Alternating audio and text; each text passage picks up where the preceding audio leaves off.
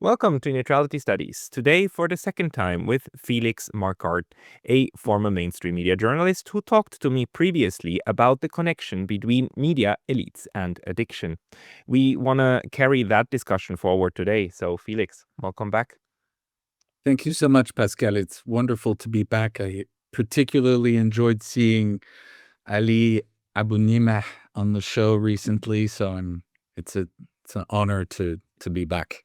He's fantastic. I mean, I'm very lucky to be speaking to all of these people, including you. And last time we kind of left off at this point, and you made all of these also very personal observations about how addiction and actually propaganda, our current media environment, are really two interlinked phenomena, and you describe them as phenomena of the modernity. How can you maybe expand on that a little bit? And you also told me you had observations about, how you thought Sweden was when you first went there.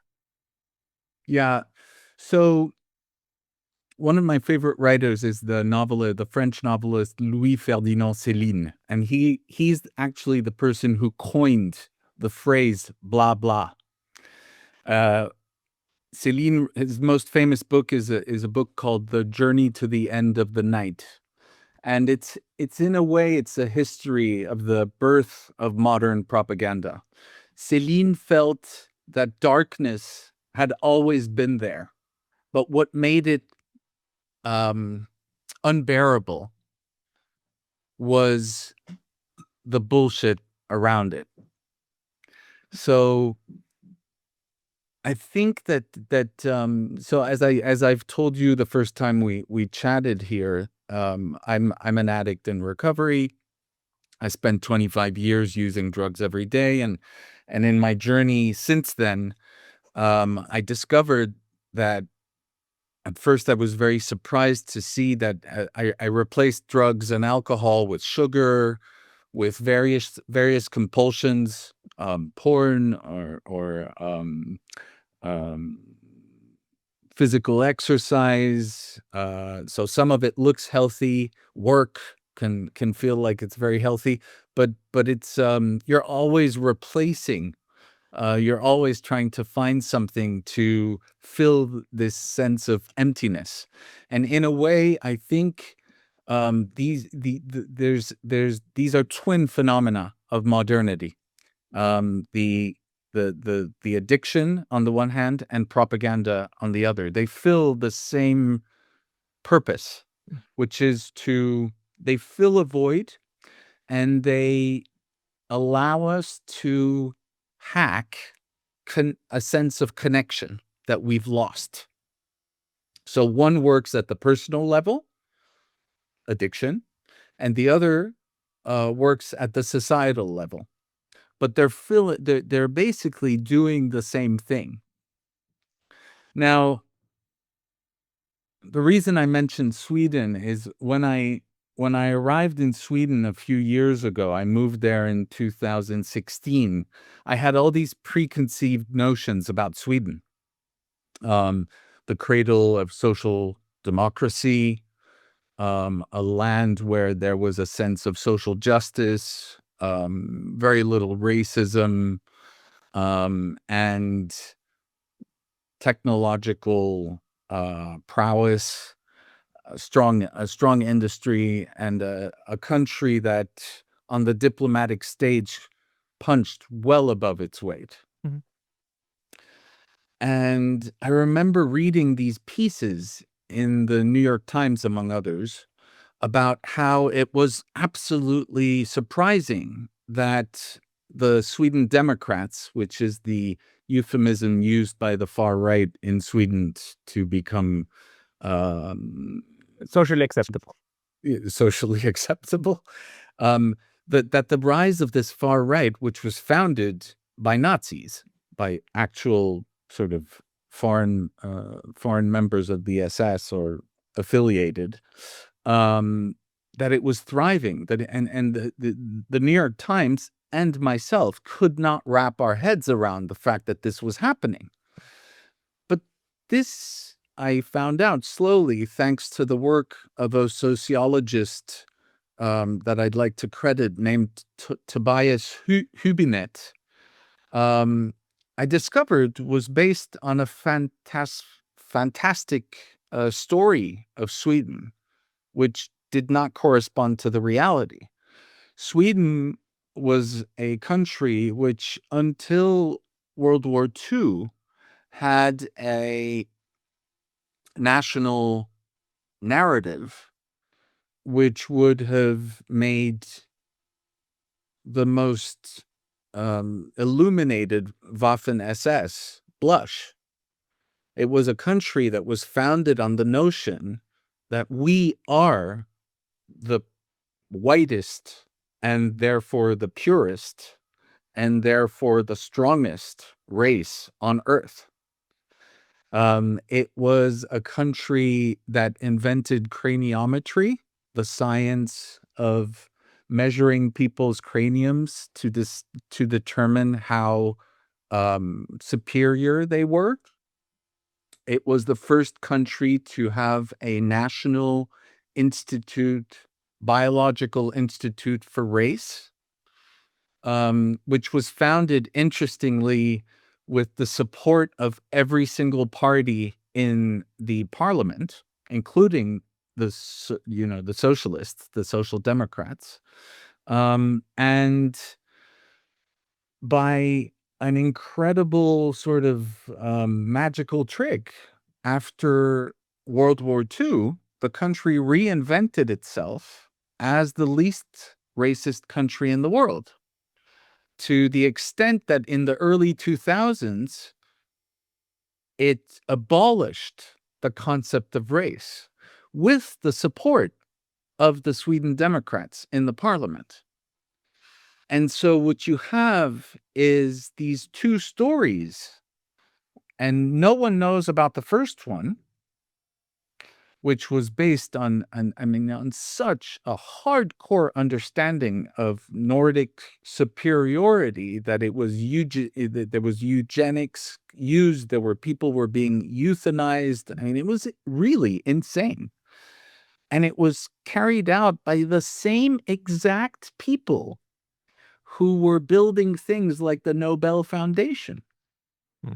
So when you see this, suddenly you understand, that these two narratives about Sweden seem to be completely at odds, but they aren't, because what you understand is that actually there is a common thread between the two stories, and that common thread is we are the best. We used to be the best because we were the whitest, like as in ethnically, and now we are the best because we are the purest morally. Mm. And The idea of Olaf Palme's a moral superpower and so on, so that didn't come from nowhere. It's like it has, as always, stuff has roots in many different places, right? And you're saying one of the places was virtually unknown until you found out about it. yeah, and it's what's really interesting is that it's not so much the story that's interesting, because at the end of the day, this kind of deeply racist understanding of the world was not, it wasn't Swedish, it wasn't German, it was European. It was all over Europe. So it's not that the Swedes were particularly crazy. It's just that they were at the top of the pyramid invented by Europeans. So they were very happy to be at the top. But what's fascinating to me is the surprise. It's this constant sort of lack of subtext that you find in daily newspapers. The cost of this lack of subtext is a completely fallacious understanding of reality. And you see this over and over and over again. It appears everywhere. If you want to understand the ongoing genocide in Gaza, you should simply look at the textbooks of Israelis, the school books. I mean, it is just absolutely fascinating. If you want to understand Brexit, now I don't have I think there's, don't get me wrong, there's something very healthy about wanting to leave the European Union as it stands. But the way it was carried out, i.e., the proto-fascist, really like deeply bigoted group of people who carried out Brexit, carried it out based on an extremely bizarre understanding of Britain's role in the world and of British history, which allows which makes you understand how this whole story of the uniqueness of Britain and how it should leave because, basically they're not underdeveloped Europeans, etc. This whole story of the Blitz, the fighting the Germans and coming together and the complete erasure of Britain's imperialism and et cetera, et cetera. These things are always linked. Mhm. And so the propaganda does not start with the media. It starts from a very young age in our schools. And even the meta of that is very interesting because our schools themselves, our understanding of what schools are and why they were invented is itself problematic and mistaken.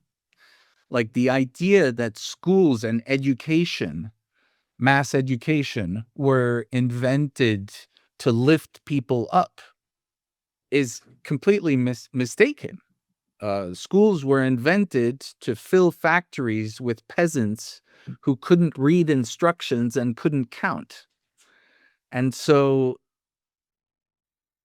Yeah, you understand. yeah, the school system went hand in hand. The development of it went hand in hand with industrialization. Absolutely. It's like that's where the So, so the goal was to fill factories. Mm. It wasn't to lift people up. And when you understand that, you understand that schools were never made to make people to allow us to thrive and to question and to, in a Socratic way. That's not what schools were about. The modern schooling was not invented for that. The 3R schooling um, was not invented for that. And there's a wonderful book by um, this this writer originally from Vienna, Croatian in part, named Ivan Illich, called Deschooling Society, where he characterizes schooling as essentially an attempt to spiritualize capitalism. Mm. It's an institution that makes us believe that certain things are normal and those things need to be questioned. So that's where we are today. I had this fascinating like email exchange the other day somebody who also communicated with Professor Müller in Hong Kong, the German philosopher, and they made the point, that propaganda between East and West has two different goals. Propaganda in the East, at least Professor Müller said, like is largely focused on mouth washing. Make sure that everybody says the same, but it doesn't really bother with whether it's believed or not. It's just important that society has a common narrative. The belief doesn't really matter very much. European or Western propaganda is brainwashing. It's like making people believe the same thing, and I think this plays into what you're saying, right? The propaganda that we're seeing in the West is all focused towards creating a common narrative about the world on the one hand, and identity about ourselves and about the others on the other, so that society will willingly go into one direction. The Chinese are, according to Professor Muller, are satisfied with if everybody, is more or less on the same page of what should be said publicly, but it doesn't try to really convince people that an X is an O. Whereas in Europe, they will. If you look at an O and you call it an O, but they say it's an X, they will work with you until you believe it's an X. Yeah, and and I believe in a strange way, I think we're going back to this notion of blah blah. It's less intrusive to some extent to mouthwash than to brainwash. There's something about the process of trying to convince people that they're crazy if they don't believe this. That is something that is much more harmful, it appears. There's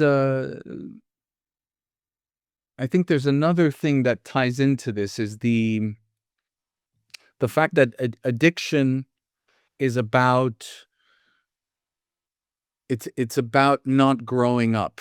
Right. In a way, addiction is the result of an attempt to not feel uncomfortable feelings. And that's what I see a lot among my friends, all the people that I spent so many years around, who use mainstream media as a means to feel good about themselves, to feel safe in a world, to make sense of a world that otherwise doesn't really increasingly make any sense. Yeah, but write it into sense, right? Write it into reconstruct the coherence that's being lost, but not necessarily by looking at reality and then write about that, but by fit it back in. Yeah, and so, so again, I'm mentioning names because I want to credit these people, because this is not all coming from out of my head. But there's a French sociologist who wrote an amazing book a couple years ago called Emmanuel Macron, Perverse Narcissism in Power. And it's a fascinating book. The sociologist in question is named Marc Joly, and he wrote his thesis on perverse narcissism. And perverse narcissism as a category was coined by a French psychoanalyst, psychologist, psychiatrist named Paul-Claude Racamier. And the work of Racamier was founded on grieving. And what he saw is that perverse narcissists are characterized fundamentally by an inability to grieve a certain personal mythology. So they never, that what they are panicked, traumatized children who can't let go of a certain version of the world and of themselves, and that just latch on to this version and can't seem to let go of it. And he sees how Emmanuel Macron was brought up until his adolescence mainly by his grandma. He had a big fight with his parents, and his grandma played a very important role in his upbringing, and she treated him like the Messiah. I mean, she told him all day long that he was the most incredible human being on the face of the earth. And at the age of 14, Macron met the person who would become his wife, who was then his teacher. And she took over from his grandma and told him exactly the same story, that he was the most amazing human on earth. And she was married with children, and she relinquished her family to be with him. And you can imagine what the message that a 14, 15-year-old gets, that someone who is married with children would drop everything to be with him. I mean, that's not good for your your understanding of yourself. And Yeah, so, then again, the guy made it to the presidency of France, so I mean, yes, it got him very far. yeah, but that's because we've built a system which rewards psychopathy and sociopathy. Mm. I mean, like this is, I think like we've lost sense of what wisdom is. And I would argue that these days, the truly wise have a deep sort of reservation about power and about being in the limelight. Their wisdom is increasingly about being relatively discreet. And that's why we end up with the least wise people running our countries. I mean, I'm delighted to see as a development, if we want to sort of go back to a more customary conversation that I've seen here on geopolitics. Meloni and Macron and Merz came together recently and asked Brussels to reach towards Moscow for the first time in many years to try to reestablish diplomatic ties. So you have two investment bankers and a proto-fascist who suddenly wake up and decide that they should be talking to Russia, not because America has attacked Iran and is threatening to attack it again and bring World War III, not because America has essentially carried out a genocide alongside Israel, not because America has just kidnapped the head of state, but because America is being naughty with Greenland. You know, It, yeah, but it plays so much into what Mark Carney, Prime Minister of Canada, said, right? I mean, it was a useful fiction while it lasted. In Davos, he said, like, it was a useful fiction in the past, but now this fiction is causing us to suffer. So it's like he recognizes that the suffering of the others of the fiction was perfectly acceptable, but now it's not that acceptable anymore. So it's like, um it begs to the question, like, is this propaganda, the construct of rules-based international order and we the good guys versus the bad guys and so on? Did these supposedly good guys actually ever believe it? Because on the one hand, you would suppose that yes, there must be something that convinces them. On the other hand, it seems that they do have the awareness that this is not good.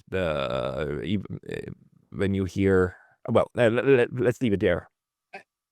I I have to say, I heard some people, including Jeffrey Sachs, who was a professor, who was the teacher of Mark Carney, really sort of be extremely impressed by his speech. I have to say, I found it a bit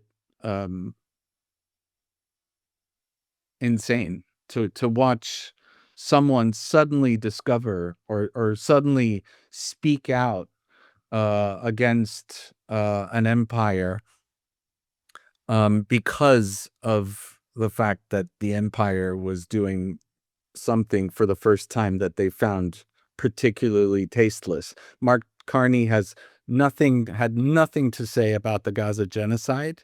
He had nothing to say about the bombing of Iran. He had nothing to say about Maduro. Yeah. But suddenly, this is the straw that broke his back. I mean, No, not the straw that broke his back, because that would imply that the rest was already a problem. The rest was not a problem. The rest was fine, right? Because they were a part of the club. But now the big kid is kind of being mean to the club insiders, right? So we now we must give up the fiction, right? So but the funny thing is that he called it a fiction, which would imply that he is aware that, in fact, it was all BS to start with. We just say so in order to make sure that the sheep on the ground keep eating grass and don't look up.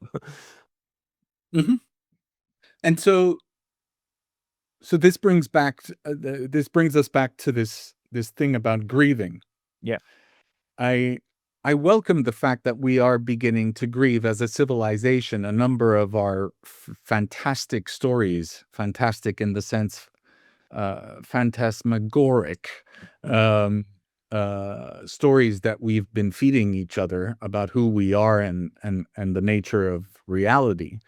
It's good that we're finally beginning to wake up to the fact that, but we shouldn't, I think, like, in recent years and all the conversations about wokeism and about this whole conversation about identity politics, etc., it was often assumed that decolonial theory and discourse were about semantics. They were about trying to right wrongs of the past through the use of certain words.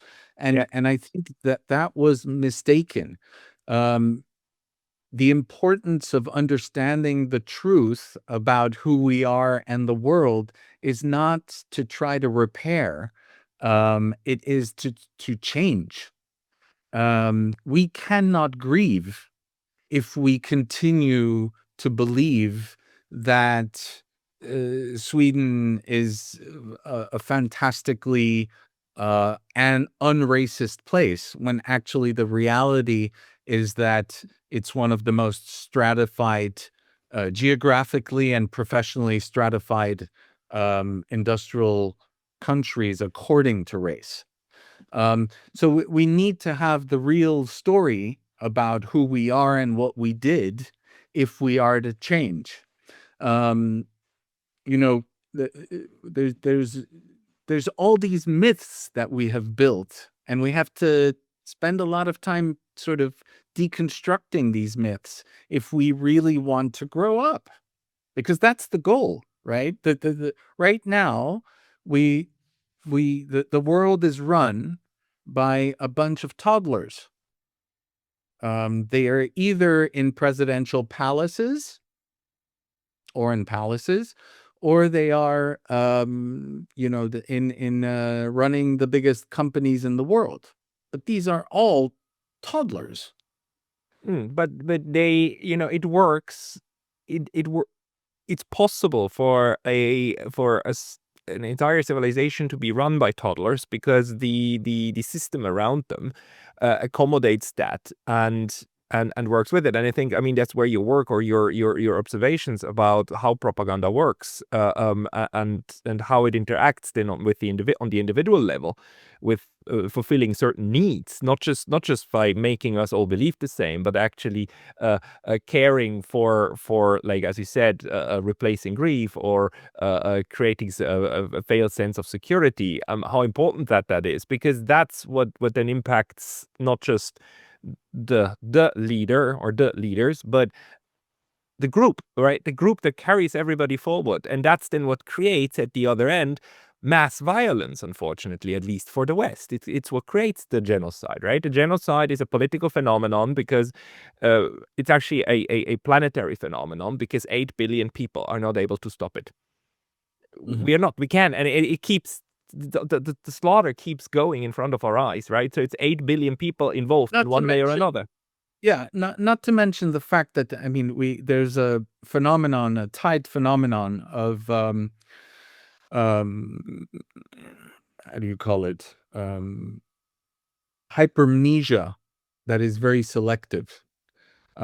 So, because we have spent, um, we are so focused on one genocide, Yeah, we completely abstract or forget about the others, right. to the extent that we can carry another one out without seeing that we are doing it again. Yep.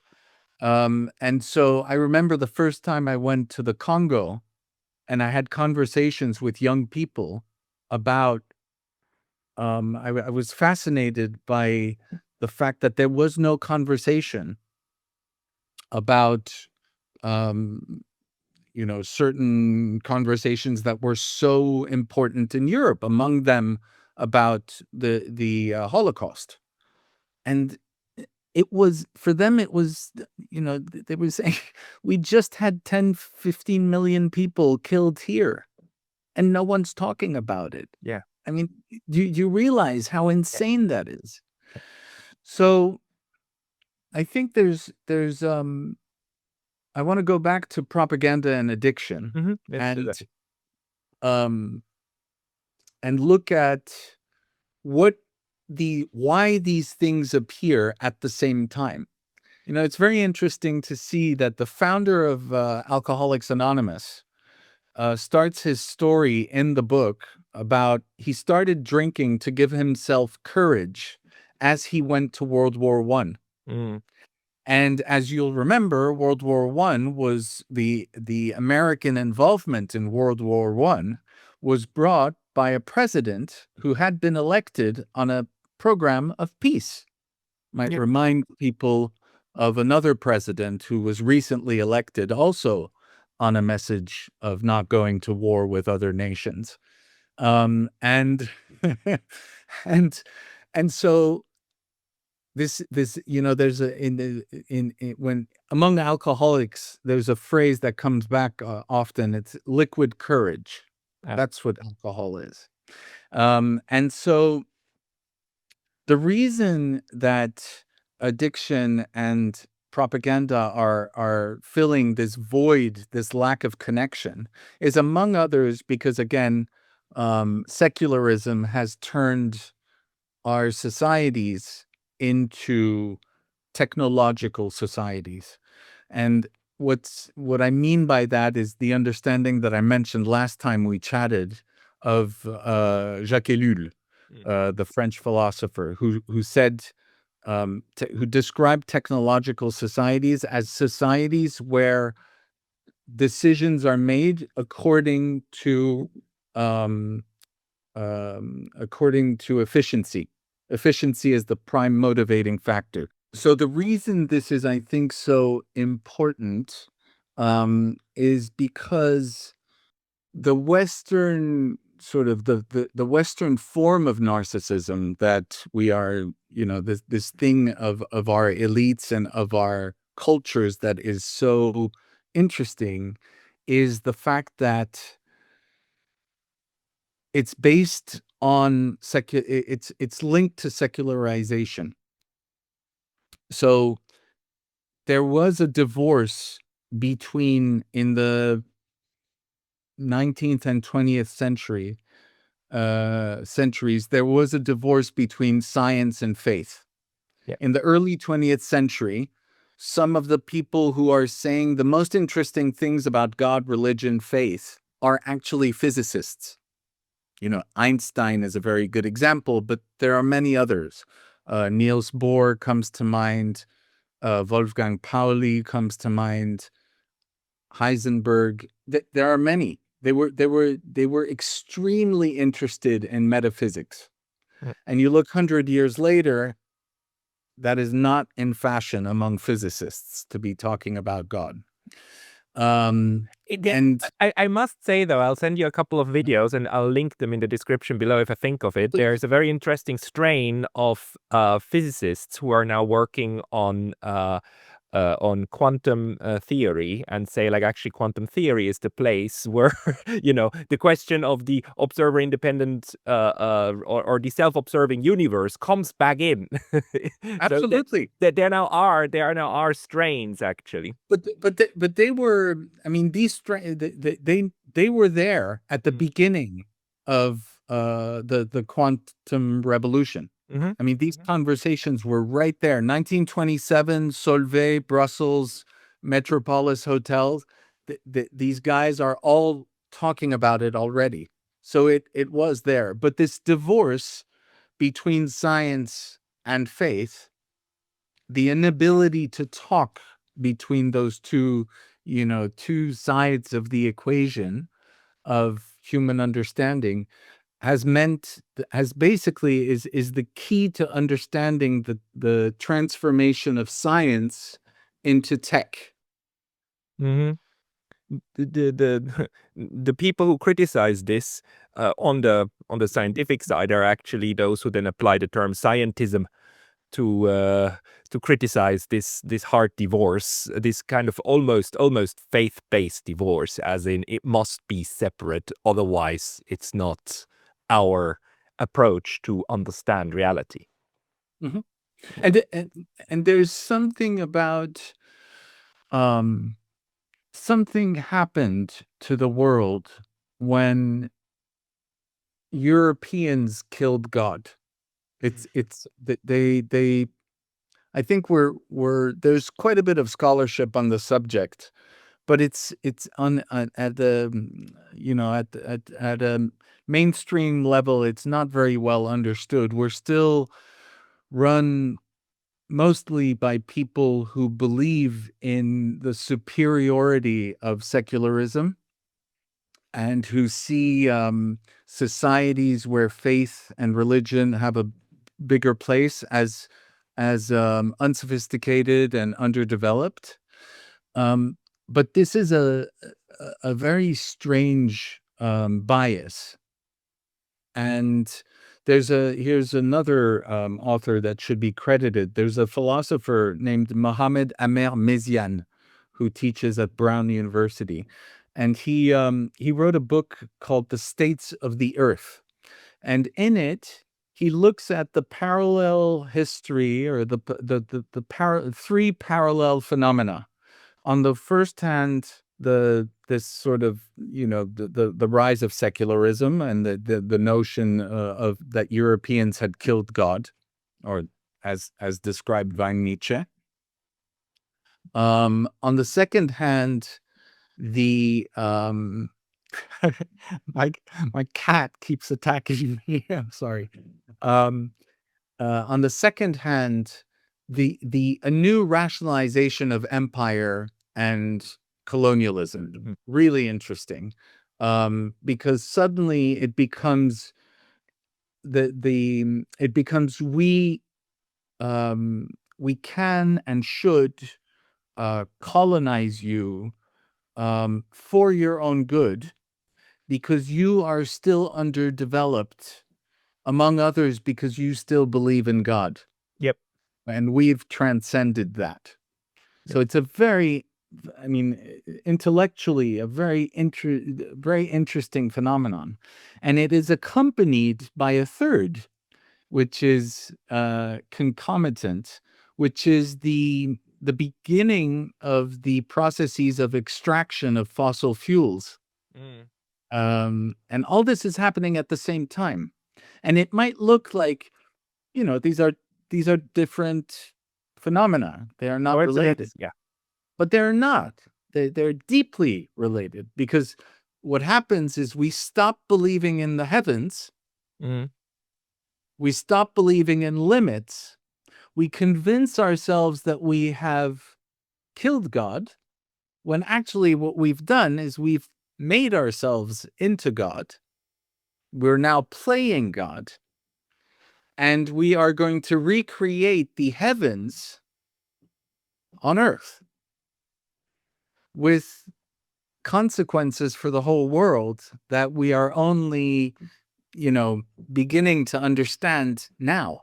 Yeah, and of course we recreate them in our own image, right? Which is why we want the entire world to then, in the end, use our systems. So it's like, this Western obsession with the Western obsession with distributing their own system to everybody else, and anyone who runs a slightly different system, then having to adapt, right? I keep telling this story even on this channel, right, of my Ugandan friends who once told me, look, you guys, first you come to this continent and you tell us to love the book and kill the gays, and now you tell us to burn the book and love the gays. Can you please make up your mind? Like, there's a constant approach from the West to tell everybody, the rest, how to run their show, and it flows into that, right? Also, this belief we are on the right side of history. We know how things work, and now if you just were smart enough, you'd understand it.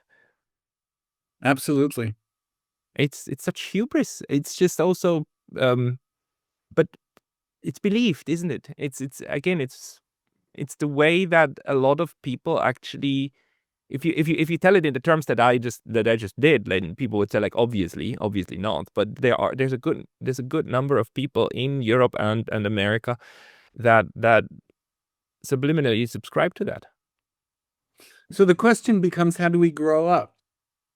So yeah, if that's a problem of not being old enough or not grown up enough. Well, that's what I think is so fascinating about the parallel between propaganda and addiction. Mm-hmm. Because we have now, if indeed if indeed these are twin phenomena, responses respectively at the sociological and the individual level to basically the same thing, then recovery from drug addiction might have lessons for recovery from propaganda. Mm. And it's on that basis that a bunch of traumatized folks and damaged folks and just people who were looking for meaning in the midst of the pandemic came together to try to build something that could allow us to transcend this state of pubescence, Mm. prepubescence. So what would that be? And this is fascinating. You know, I mean, people like Gabor Mate also keep saying like, you know, we still have collective trauma, right? And this unresolved trauma is what leads us to this extremely violent path as societies. And you were saying like I mean, trauma is also something that plays into the addiction. So what would be these? How would we apply the recovery from addiction to society? So going back to addiction is, there's many ways of characterizing it. I've mentioned a few. Another is addiction is fundamentally about disconnect. Mm-hmm. Addiction is a response to disconnect. We are disconnected from ourselves. We are disconnected from each other. We are disconnected from a greater whole, and there is a way to reconnect. And the thing that I was referring to is with a bunch of people, some of them uh, soldiers who were veterans who had been through wars, some were victims of sexual violence, some were refugees, some were drug addicts. We came together during the pandemic because we saw something happening, which was that people suddenly were realizing, or they were not realizing, but they were expressing the fact that they were experiencing a new level of disconnect because of confinement. So what we were seeing online, because we were all confined, was that we were doing pretty well. Things were remaining quite stable. The sort of state of mental and spiritual health was quite okay in a world where people were just beginning to show signs, symptoms of going really bonkers. And so what we did is we started gathering because we realized that we knew that connection was not something that was nice to have. Connecting at a deeper level was something fundamental. But also we knew something else. We had a superpower, and that superpower was that we knew how to foster in-depth connection. Mm. And the way you do that is you get away from the intellectual and you focus on the emotional. So essentially, the cement, the number one cement, if you want to create connection between humans, is vulnerability. If you get people to share intimacy at a level that is conducive, like if you allow people to get vulnerable, Mm-hmm. um, they will experience a sense of connection that they hardly ever experience on social media these days, because they are constantly um, using the wrong side of their brains. Mm. So what we devised is a kind of protocol. We called it Black Elephant. And the reason for the name is because we wanted to we wanted to find a name that showed that this was not it was a word play on the black swan. Mm. The notion that the black swan is a, if I tell you about a swan, you think of a big white bird, but one in a million is a black one. And we wanted to show that so this metaphor, which was designed to characterize events that were highly improbable but with huge ramifications, such as 9/11 or the financial crisis, we wanted to show that there was something else going, that was in the pandemic, which was what happens when you have when you're suddenly surprised that the elephant in the room starts breaking things, Mm. when you should have known that sooner or later it would start breaking things. Okay. So the opposite is like a very, very predictable bad Yeah, event. Mm-hmm. yeah. Or not so, it doesn't have to be a bad event, because what we found is that there was something extremely healthy about the pandemic, you know? All right. Be because in a way, the pandemic allowed a lot of people to see how abnormal what we Mm. took for granted was. Right. I remember having a conversation one day with a friend in West Africa, who was telling me, life expectancy in this country is under 55. We have people dying on a regular basis of diarrhea, and we kept working when we had outbreaks of Ebola down the street. And suddenly, the whole global economy is being shut down because 10% of people above the age of 78 in Western countries are dying. Do you imagine the insanity of that phenomenon seen from that Mm. African country? It was so absurd. It was so shocking. And so between the people in those countries and the people in the West who were, who saw that there was something very wrong about the way people were, and our states were answering the pandemic, there was common ground suddenly. Mm. So there was in many ways some very I see the pandemic as a very welcome wake up call for humanity. Anyway, coming back to Black Elephant. But Um, I just need to add one thing, because it is yes, fascinating that now, as we speak, in 2026, yeah, for the last 2 years or 3 years, all of us collectively have more or less not forgotten about the pandemic. I mean, we all know it was there, but we don't talk about it. It's like it's now in the realm of the things that we currently don't really touch anymore. It's like taboo on the other side. And this is also absolutely. a fascinating mental thing, right? That all of us, like, voluntarily are now silent on this, which was so impactful for 3 goddamn years. It But changed it's all of our lives. I think it's this knee jerk, or this way we have of this amnesia we are collectively experiencing around the pandemic is very much related to what I was just pointing Yeah, out. and instead of grieving about these 3 years, we ignore them. So okay, But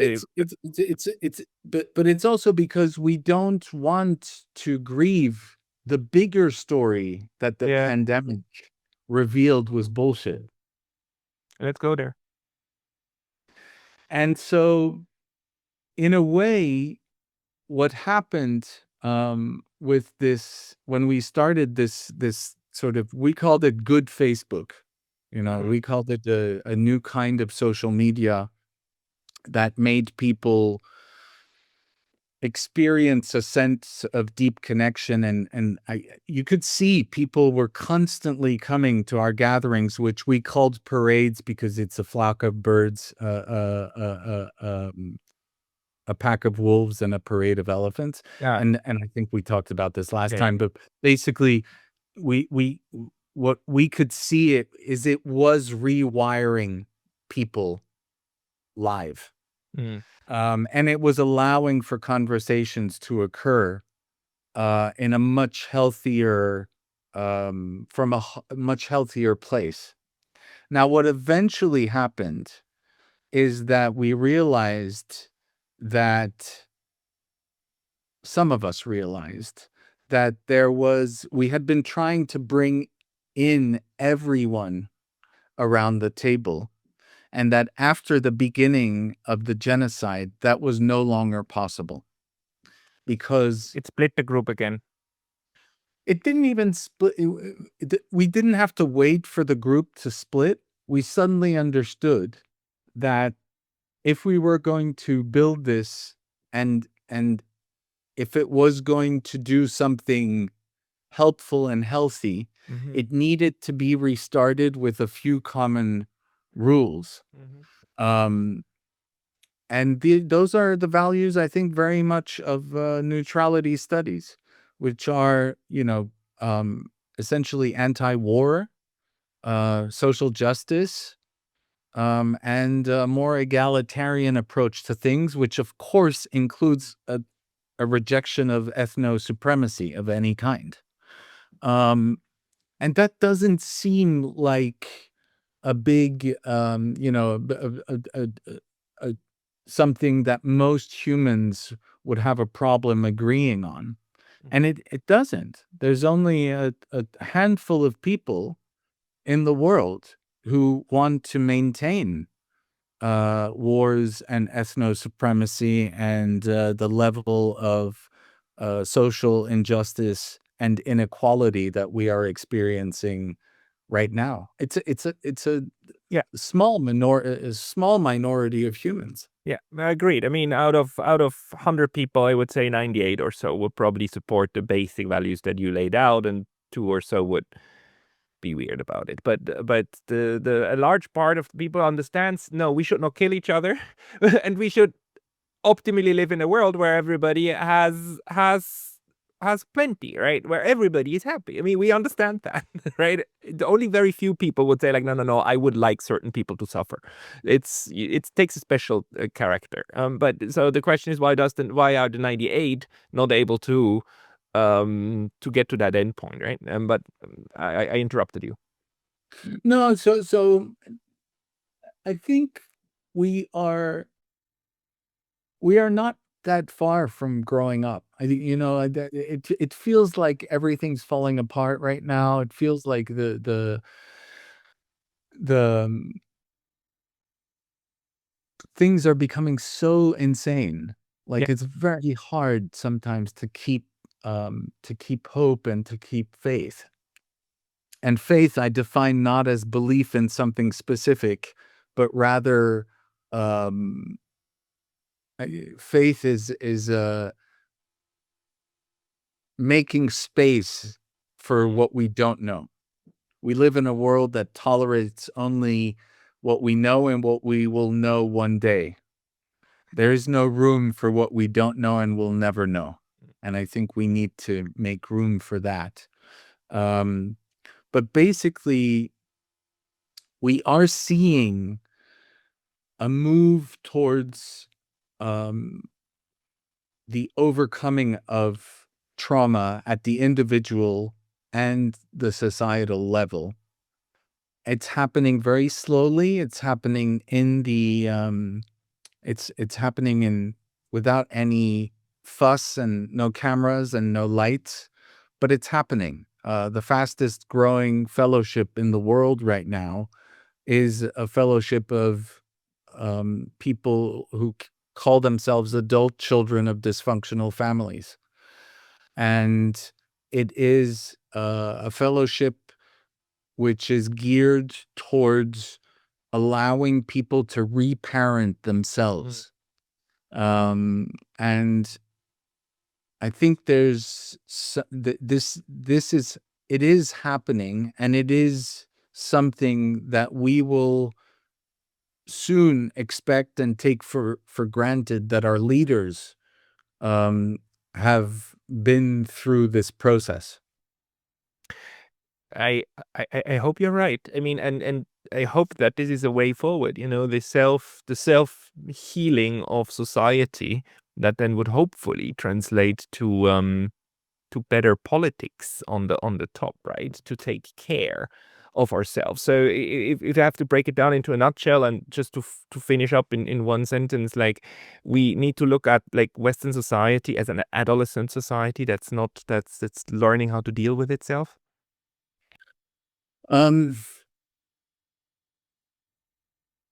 Yeah, I mean, adolescent is, I think, too kind. I think we're still under the age of 10.